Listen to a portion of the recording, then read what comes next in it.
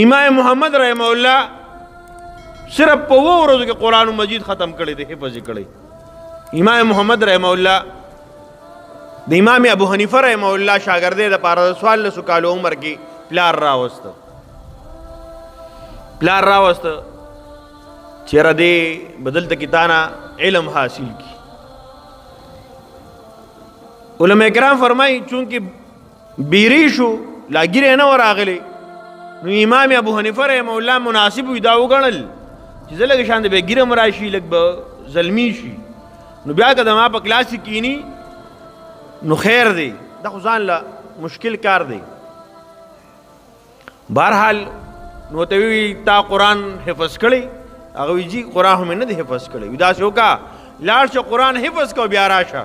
وی چې دې قرآن حفظ کړي چې راځي نو 2-3 کاله پکې تېري ګیره به راغټه شوي، نو بیا که مخې ته ناستي کلاس کې ناستي نو خیر دی، ظلمي به. نو وی چې ورځې پس امام محمد رحمه الله بیا راغی. چې بیا راغی امام صاحب ورته وایي چې ما تا ته ویلي نو قرآن حفظ که بیا راځه. او حضرت ما قرآن حفظ که.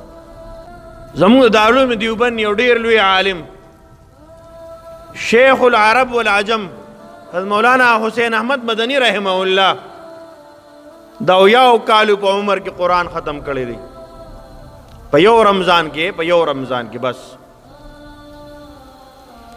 دا 1 کالو عمر دی. وی انګریزانو حضرت مولانا حسین احمد مدنی رحمه الله جیل ته واچو. د علماء دیوبند ډېرې قربانۍ ورکړي دي، او د انګریز خلاف چې دوی څنګه ولاړو الحمدلله څنګه مخکې ولاړو داسې اوس هم ولاړ دي. انګریز په جیل کې واچو، د رمضان میاشت راله او 1 کاله عمر دی ښه.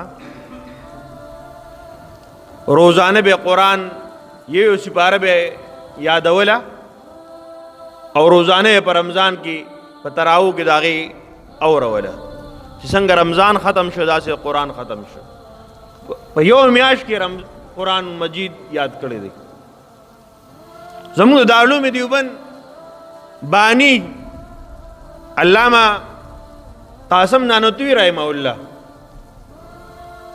د حج په سفر باندې روانو، په هغه وخت کې حج چې لبدي خلک لنو سمندري جهازونو کې سمندري جهاز کې روانو، نو د رمضان مبارک میاشت راله چې میاشت راله تقریبا 200-300 کسان په دغه لانچ او په دغه کشته کې موجود وو. مولانا محمد قاسم نانوتوی رحمه الله وکتل چې په دې 200-300 کسانو کې حافظ قرآن نشته. سوچو که زما په زندګۍ کې به لومبی رمضان داسې راشي چې زه به بغیر د قرآن د ختم نه تراویح کوم. موږ ځان لنډې ګورو که نه، په کوم جومات کې چې اوږدې تراویح شروع شي خلک بیا لنډو له منډې وایي راکټ مولا له ځان رسوي.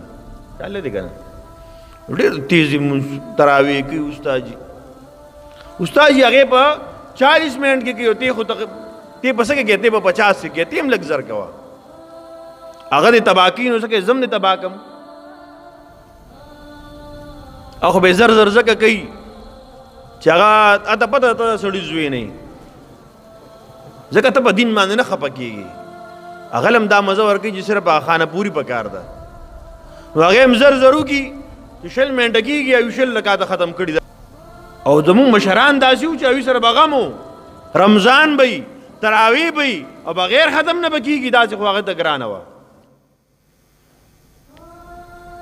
قاسم نانوتوی رحمه الله کېناسته او یو سپاره یاد کړه، او ماښام چې تراویح کېدې په هغې کې واوروله چې څنګه قرآن مجید ختمېده، دغه شان رمضان هم ورسره ختم شو.